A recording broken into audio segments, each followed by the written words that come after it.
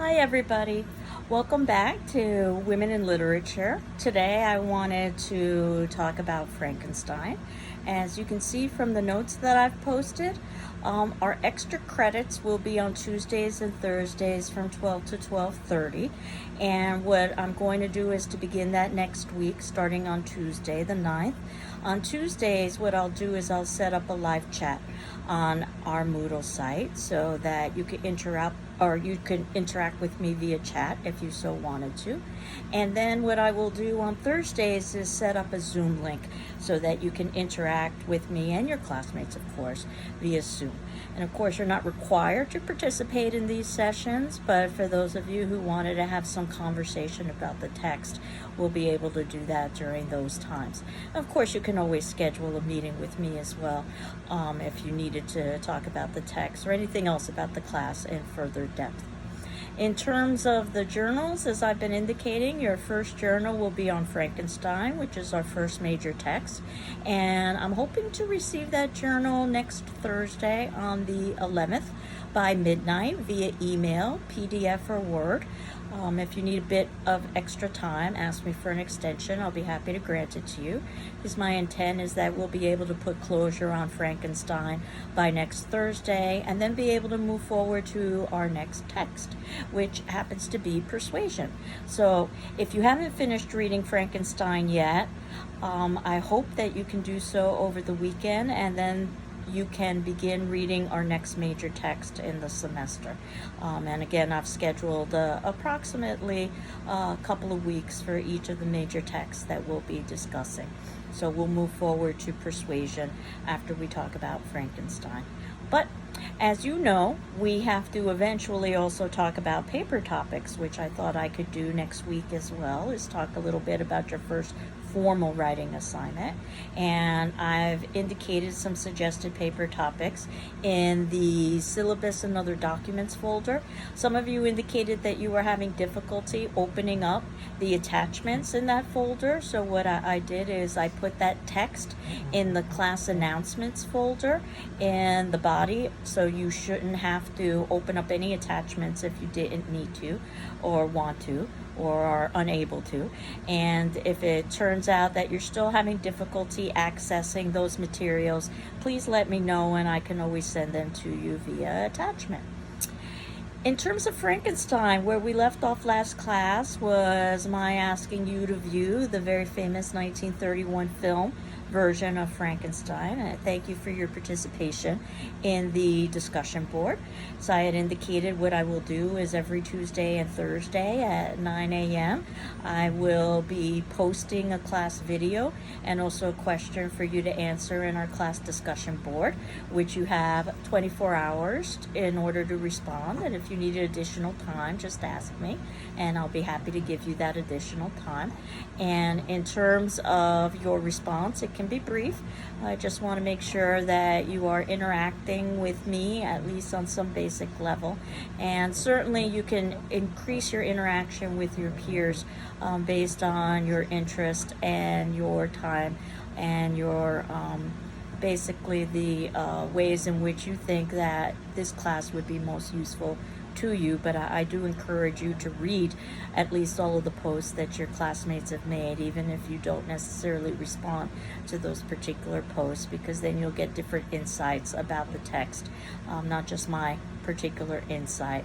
And it was fairly universal that most of you were making commentary about the differences between the 1931 film as opposed to the novel, and that generally speaking the novel, for most of you, your opinions was superior to what we saw with the film.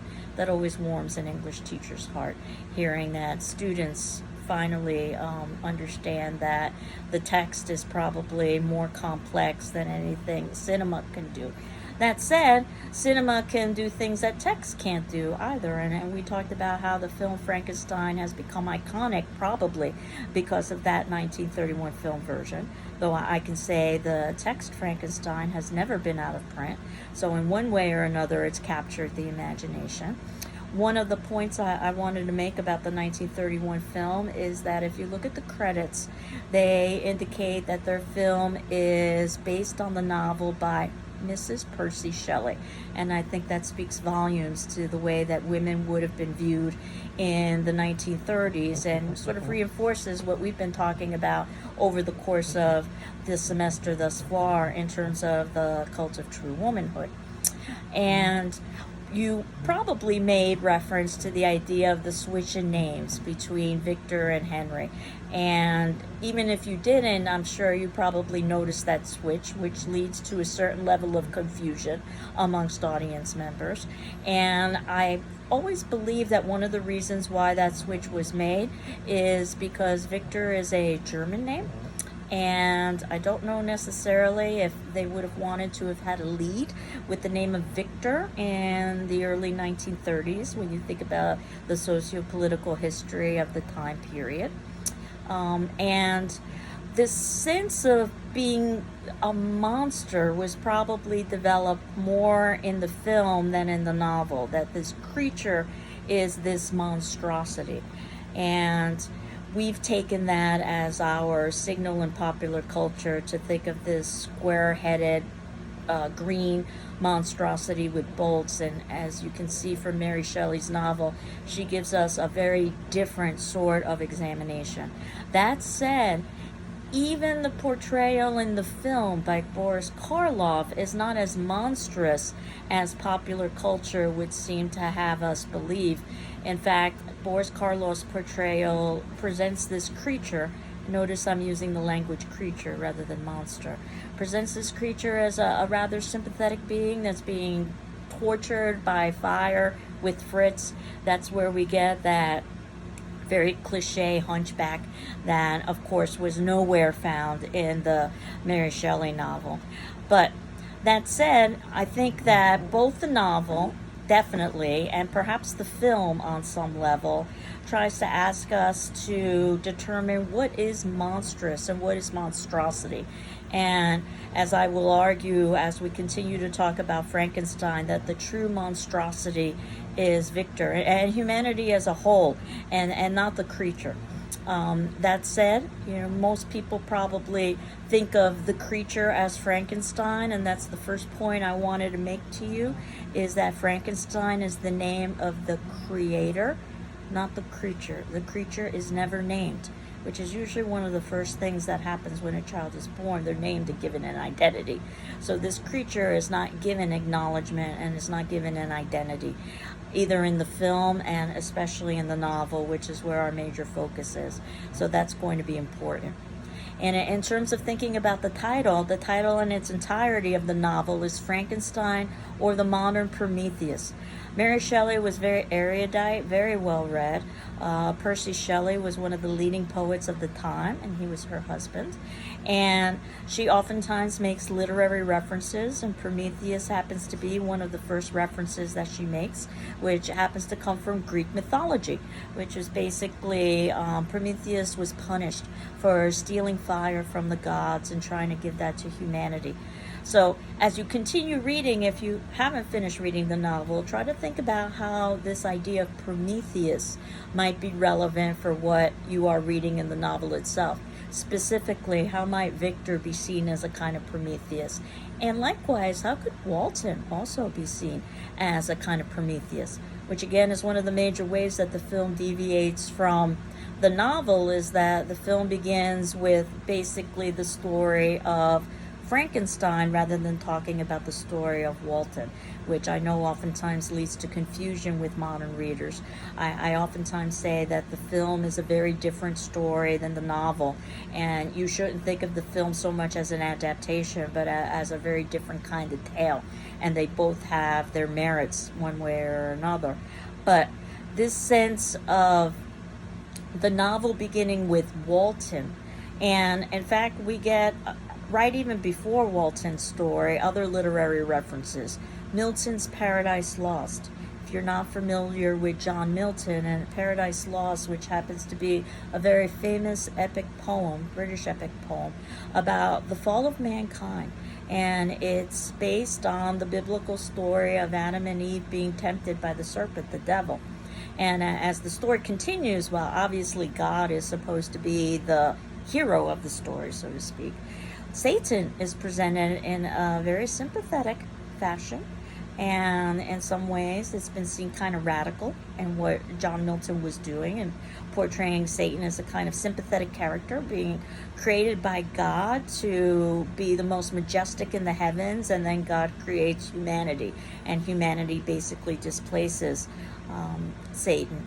And Satan's been created with all kinds of beauty and intelligence and desire for acknowledgement, and why would he be created that way and then not be given the opportunity to fulfill those elements? And if you've read a little bit into Frankenstein, you can probably begin to see some of the parallels with the creature that basically Victor creates. In fact, at one point, the creature even makes reference to God. That said, obviously, one of the major differences between the film and the book is that the book has the creature being an incredibly articulate being, and perhaps we have to suspend a little bit of disbelief here that the creature could be that articulate and that erudite, considering the way that it was created. There are definitely flaws in Mary Shelley's novel, but that said, considering how iconic it's become and how young she was when she wrote it, I think we can forgive some of the flaws that we can discuss a little bit later on. But this idea of Milton's Paradise Lost, as well as the Christian element that's embedded within this particular text, and we'll see that in just about all of the texts that we will be reading this semester. It is very Christian-centered. And that said, I don't know if you noticed some of the Christian symbolism in the film that we watched, a film that has no soundtrack. And this was the early days of cinema. It was basically based on sound effects more than anything else. But that last scene of the windmill, which of course in the film is the climax, and it never appears in Shelley's novel.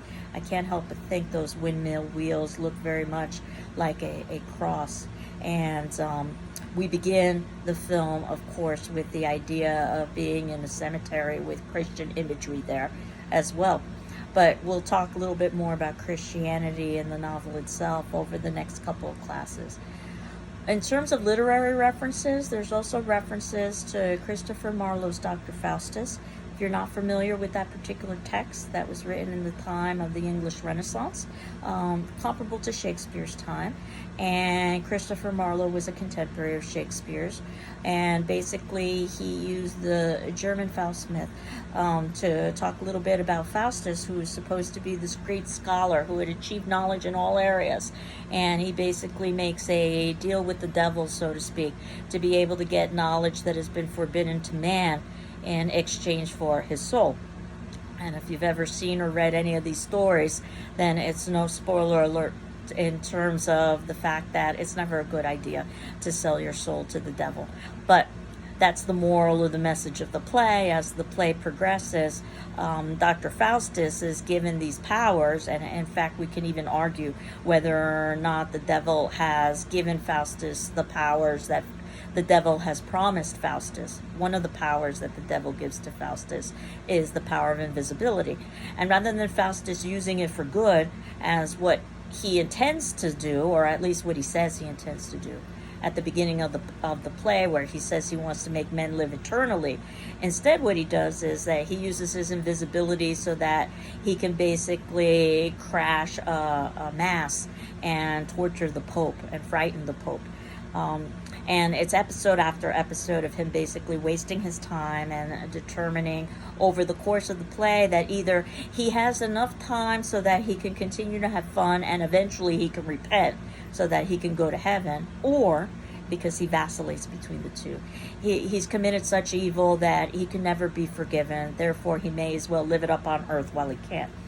And at the very ending of the play, Faustus is taken kicking and screaming into hell. At that point, Faustus is ready to repent. Too little, too late.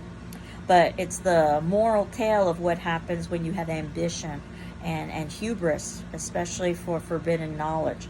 And that very much is going to be applicable to not only Victor Frankenstein and his creation of the creature, but also Walton, which gets us back to the idea of Mary Shelley giving us Walton at the beginning of the story. And what perhaps is interesting also is that Walton and Victor and the creature are all male. And this is a women in literature class, and Mary Shelley gives us a very male-centric text. But yet this male-centric text has lots of feminist elements within it and feminist commentary. If nothing else, the idea that we have this male-centric world that oftentimes excludes female, and think about how often the females are excluded or are considered secondary in this novel, and all of the terrible things that result. So on the most basic of levels, this is Mary Shelley showing what happens when we have a male-centric society that doesn't acknowledge and give agency and voice to female. And what happens is pretty bad. Another thing to think of is, as I was discussing last class, is that Percy Shelley had suggested to Mary Shelley that she lengthen her text. And that's one of the ways that we see all of these long, natural, descriptive passages of the natural world, which would have been a convention at the time for romantic writers, talking about the beauty of nature and humanity's connection with nature. But if you think about how nature is oftentimes viewed as the feminine, even the language Mother Nature, then perhaps you can see that Mary Shelley has embedded perhaps the most central character in the text as female, Mother Nature. And if you haven't come across this in your readings yet, whenever Victor is in the natural world, he's much more at peace. It's only when he isolates himself and removes himself from the natural world that terrible things begin to occur, which is another way that we could view this as a feminist text. That said, we want to think about at the very beginning of the novel that Walton and his ambitions are very similar to the kinds of ambitions that Victor is going to be experiencing later. And in fact, that's the way the novel is introduced to us, this fact of the epistolary novel, which means that a novel was written in a series of letters. And there are pros and cons to this. It was a literary convention of the time, so that if you think about it, this is the way that people communicated during the time. It might seem a bit artificial to us, unless we want to think about social media today and how we communicate with one another, and maybe it's not that artificial.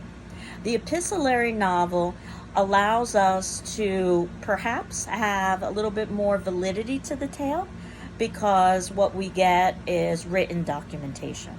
But it also leads to more, ironically, subjectivity of the tale, because one of the most interesting things about the novel, if you haven't noticed thus far, is that the only story we get in this novel is Walton's.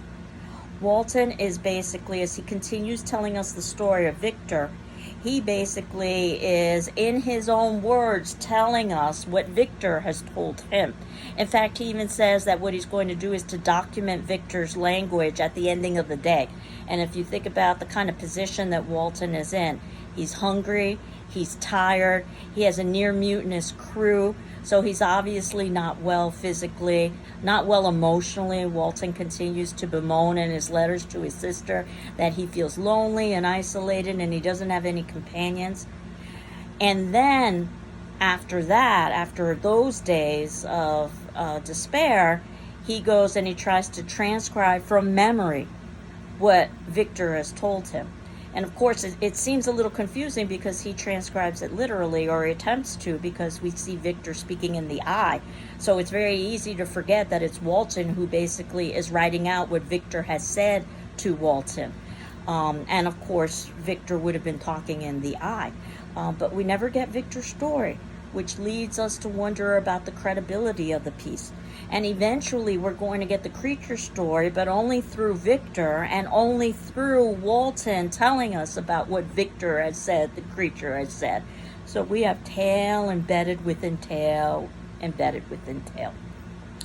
So this epistolary novel technique can lead to questions about the reliability of narrator. And I thought that for today's question, I could ask you, today's attendance question, I could ask you, based on the reading you've done thus far, do you like or dislike Shelley's use of this epistolary novel technique, and why? And again, these sorts of questions don't necessarily have any right or wrong answers. I'm more curious in your thinking about the why rather than your like or your dislike. But it definitely is a convention of the time period. And some readers love it and some readers hate it. Some are a little bit ambivalent towards it. So I'm curious to see what your thoughts are. Obviously, we get none of this in the film because the film is a much more simplistic narrative. Probably when we think about the early days of cinema, that was probably a good choice to make, to present the story in a way that would be more digestible to a larger audience. In terms of some of the other things that I wanted you to consider with your reading is when Victor begins to tell his tale, he talks about the adoption of Elizabeth. One of the things I'll be doing next week is highlighting some important quotes. This idea of motherless children is something that we are going to be seeing not only in Frankenstein, but throughout the entire semester. Not that I necessarily planned it that way, it just happens to be a convention, I think, that's very common with female authors during the time period. And in fact, Mary Shelley herself had lost her mother when she was very young and had a very difficult relationship with her stepmother. So that's something to perhaps contemplate when we're thinking about some of her motivations for writing this particular tale. And not only is Elizabeth motherless, but one of the reasons why Elizabeth is adopted is because she is very European looking. So as progressive as this text might be about difference, which we will see with the creature, it also is very conservative in terms of some of the expectations and some of the stereotypes of the time period. So the idea that European would be considered to be superior and that Christian would be considered to be superior is embedded within the particular text. But if you've gotten to the point where you actually see the creation of the creature is rejected because of its hideous appearance. In other words, the creature is viewed as other, and that's one of the reasons why it's rejected. So there's some good commentary in there about the idea of how we tend to fear difference, which is an argument that we can talk about in terms of racism and classism and sexism as well. But more on that next week. At any rate, Victor loses his mother eventually, and that perhaps is the motivator for Victor to try to create life from death. In other words, Victor defies the natural order and the natural world and tries to play God. And we know, or if we don't know now, we will know very soon, that he will be punished for that kind of hubris. Much like Dr. Faustus was punished for his hubris to try to have the knowledge of the gods. There are occult references in this text. I think I had indicated that this text straddles lots of different genres, and while we can read it from the feminist lens because of the time period in which it was written and its author, and also the portrayal of a very negative male-centric world, I think we can also view it from a Gothic perspective. I actually examined this text in my Gothic literature class, and if you've heard the term Gothic, then you know that it's an architectural term that is used to oftentimes talk about these large monasteries and churches with spires and steeples and so forth. Was seen as very excessive, at least at the time. And now, though, these structures have been seen as quite beautiful. Think St. Patrick's Cathedral, if you will. And Gothic was also a historical reference to basically the idea of invaders. And they were seen as barbaric, the Goths. And you put those two together, and that's where we get the Gothic tradition, which actually started with a text called The Castle of Otranto in the 1700s, I believe it was. It's not a particularly well-written text, but it's established many of the tropes and the expectations that we have for Gothic, which has led to things like horror fiction and horror films, where you've got the large castle and the secret passageways and the damsel in distress and things of that nature, and unsolved mystery, and oftentimes references to the occult or possibilities of supernatural elements, things which defy the natural order, hence they are supernatural. They cannot be explained through science. And some of these occult references that you'll find throughout the text include the Philosopher's Stone, which if you're a Harry Potter's fan, you might know a little bit about the Philosopher's Stone or the Sorcerer's Stone, which is supposed to grant everlasting life. If you know anything about Cornelius Agrippa, he was known as an occult master, and these are the things that Victor is studying in addition to studying science, and he's able to merge both of these, the occult or the supernatural, along with the science, the natural world, in order to create this creature. And as I discussed last class, this is a text that oftentimes is read in science fiction classes as well. And in part because it really is an examination of the limits of science and what happens when you exceed those particular limits. Or favorite quote of mine from, of all things, Jurassic Park, that I like to think of in terms of this novel. Just because you can, that doesn't mean you should. And I think that's a lesson that Victor can take away with him, and perhaps many scientists can take away with them. Certainly the scientists who worked on the Manhattan Project had that particular feeling after they realized that they had created a bomb that could destroy the world. But at that point, the Pandora's box had been opened, and it couldn't be undone.